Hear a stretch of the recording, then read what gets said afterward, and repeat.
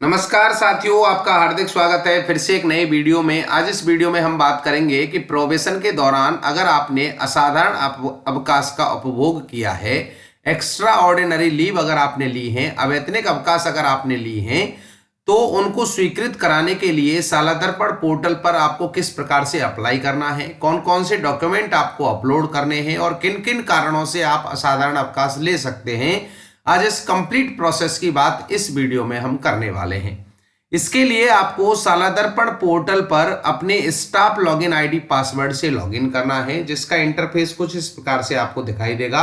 इसमें आपको left hand side में ऑप्शंस आपको दिखाई देंगे। इन ऑप्शंस में अप्लाई के जस्ट नीचे ऑप्शन आपको मिलता है फॉर्म्स का।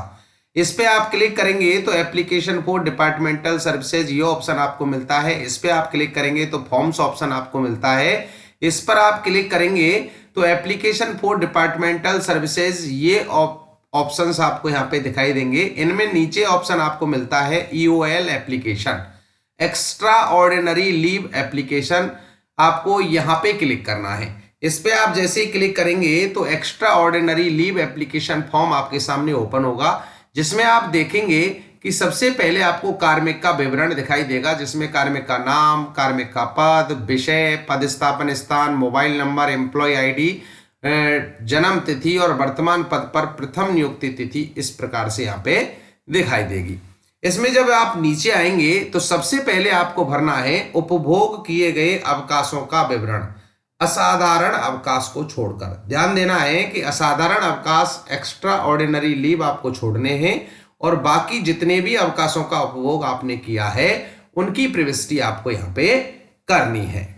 यहाँ पे आपको अवकाशों का विवरण भरना है। आकस्मिक अवकाश हो या आपके प्रसूति अवकाश हो, उन सभी अवकाशों का विवरण आपको यहाँ पे भरना है। जैसे मैंने यहाँ पे विवरण भर दिया है और अगर आप विवरण भरेंगे तो यहाँ ये ऑप्शन आपको दिखाई देगा। इस पे आपको क्लिक करना है और यहाँ पे अवकाशों के विवरण जैसे पितृत्व अवकाश है, प्रसूति अवकाश है, आकस्मिक अवकाश है, कार्यग्रहण अवकाश है, उपार्जित अवकाश है, परिवर्तित अवकाश है, अन्य अवकाश है।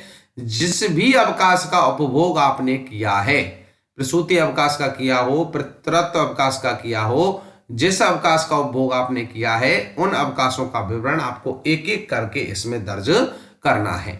जैसे मैंने यहाँ पे आकस्मिक अवकाशों का उपभोग यहाँ पे किया था तो वो मैंने विवरण भर दिया है। अगर आपको जैसे आकस्मिक अवकाश भरने हैं तो आकस्मिक अवकाश आपको चूज करना है और उसके बाद प्रथम वर्ष के हैं, द्वितीय वर्ष के हैं, एक एक करके आप भरेंगे। जैसे मैंने द्वितीय वर्ष का मैं भरता हूँ, एक रह गया है मेरा तो मैं भर देता हूँ। ये मैंने चूज किया। उसके बाद यहाँ पे डेट फॉर्मेट पे जाएंगे। यहाँ पे आपकी जो डेट है वो सन सिलेक्ट करेंगे। सन के बाद उसका मंथ आप यहाँ पे सिलेक्ट करेंगे। मंथ सिलेक्ट करने के बाद उसकी डेट आपको यहाँ पे सिलेक्ट करनी है।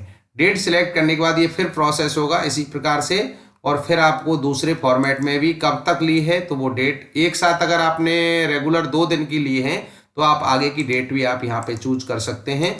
और इस प्रकार से आपको यहाँ पे ये डेट चूज करनी है। डेट चूज करने के बाद ये फिर प्रोसेस होगा और इसको आप यहाँ पे देखेंगे सेव ऑप्शन पे आप क्लिक कर देंगे। सेव ऑप्शन पे आप जैसे ही क्लिक करेंगे प्रविष्टि को सफलतापूर्वक सेव किया गया है। ओके बटन पे आप क्लिक कर देंगे। फिर स्क्रॉल करके आप नीचे आएंगे तो बहुत ही इंपॉर्टेंट विषय है अवकाश का विवरण। अब आपको असाधारण अवकाश का विवरण यहाँ पे भरना है, जिसमें अवैतनिक अवकाश कब से लिया है पहले कॉलम में वो आपको चूज करना है। इस प्रकार से डेट आपको इसमें चूज करनी है। जैसे मैंने यहाँ पे डेट चूज कर ली है तो मैं डेट चूज करता हूँ। यहाँ पे सन चूज करेंगे। सन चूज करने के बाद यहाँ पे मंथ चूज करेंगे और मंथ चूज करने के बाद आपको यहाँ पे डेट चूज करनी है। फिर उसके बाद अवैतनिक अवकाश कब तक लिया है वो डेट आपको चूज करनी है। जब तक आपने लिया है वो मंथ आपको सिलेक्ट करना है। फिर उसके बाद आपको यहाँ पे डेट सिलेक्ट करनी है।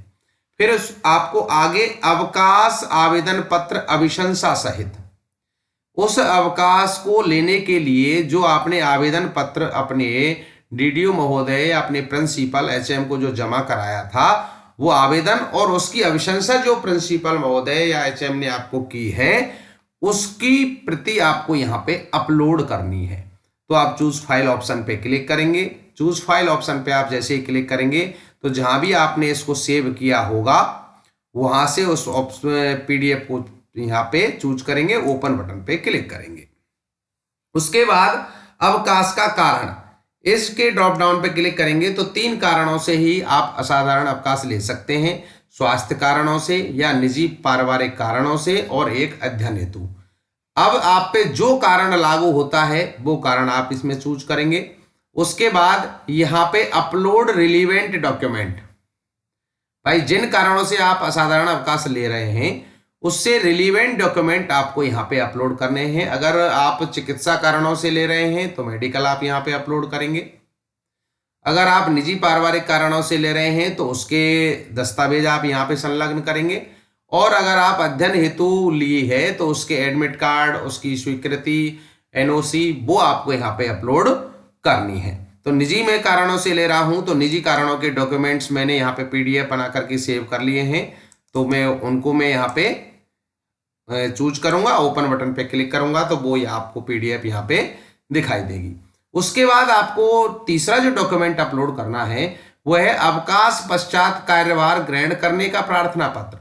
जब आपने अवकाश लिया तो आपने अवकाश को आवेदन दिया था और अभी अवकाश पे से जब लौट करके आए हैं तो ज्वाइनिंग की जो एप्लीकेशन आपने दी है उसको आपको यहाँ पे अपलोड करना है।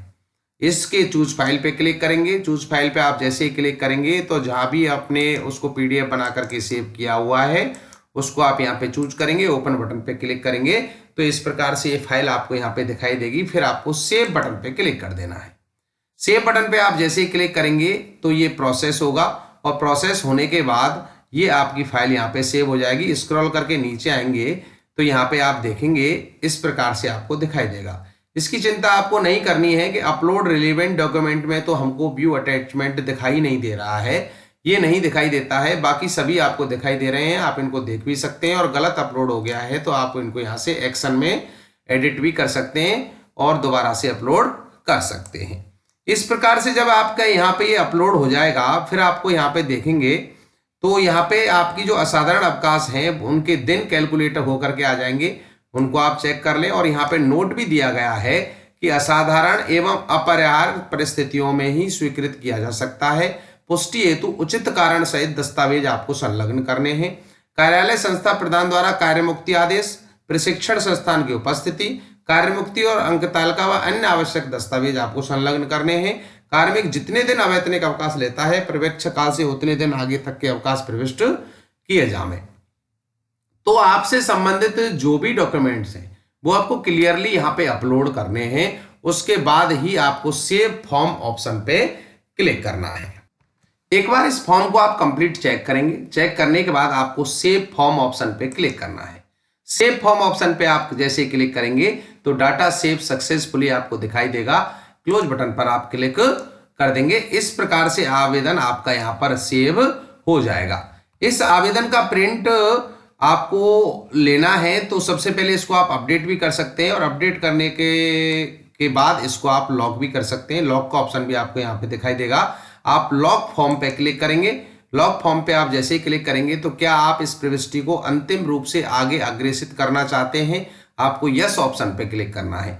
यस ऑप्शन पे आप जैसे ही क्लिक करेंगे तो आपके रजिस्टर्ड मोबाइल नंबर पे ओटीपी जाएगा। उस ओटीपी की प्रविष्टि आप यहाँ पे करेंगे। ओटीपी की प्रविष्टि करने के बाद आपको फाइनल सबमिट पर क्लिक करना है। फाइनल सबमिट पे आप जैसे ही क्लिक करेंगे योर डाटा इज लॉक्ड, आप ओके बटन पर क्लिक कर देंगे। ओके बटन पे आप जैसे ही क्लिक करेंगे तो यहाँ प्रिंट फॉर्म का ऑप्शन आपको दिखाई देता है। प्रिंट फॉर्म ऑप्शन पे आप क्लिक करेंगे। इस पे आप जैसे ही क्लिक करेंगे तो आपका आवेदन आपको यहाँ पे दिखाई देगा इस प्रकार से और आपकी डिटेल्स आपको इसमें दिखाई देंगी। और ये अब आपके जो भी प्रिंसिपल हैं, एचएम हैं, आपके विद्यालय की शाला दर्पण पर ये पहुंच जाएगा। वहां से इसको अग्रेसित करना पड़ेगा। तो आप इसका प्रिंट भी ले सकते हैं। जूम साइज अगर यहाँ पे कम करेंगे तो आपको प्रिंट का ऑप्शन भी यहाँ पे मिल जाएगा। इस प्रिंट पे आप क्लिक करेंगे और सेव एज पीडीएफ करना चाहते हैं या फिर इसका प्रिंट लेना चाहते हैं तो आप इसको प्रिंट ले लेंगे, जैसे मैंने यहाँ पे लिया और प्रिंट लेकर के आप इसको सेव कर देंगे डिजायर स्पेस पर। तो दोस्तों ये कंप्लीट प्रोसेस रहा कि किस प्रकार से आपको यहाँ पे इसका प्रिंट लेना है। तो ये कंप्लीट प्रोसेस है कि असाधारण अवकाश का आवेदन आपको यहाँ पे करना है।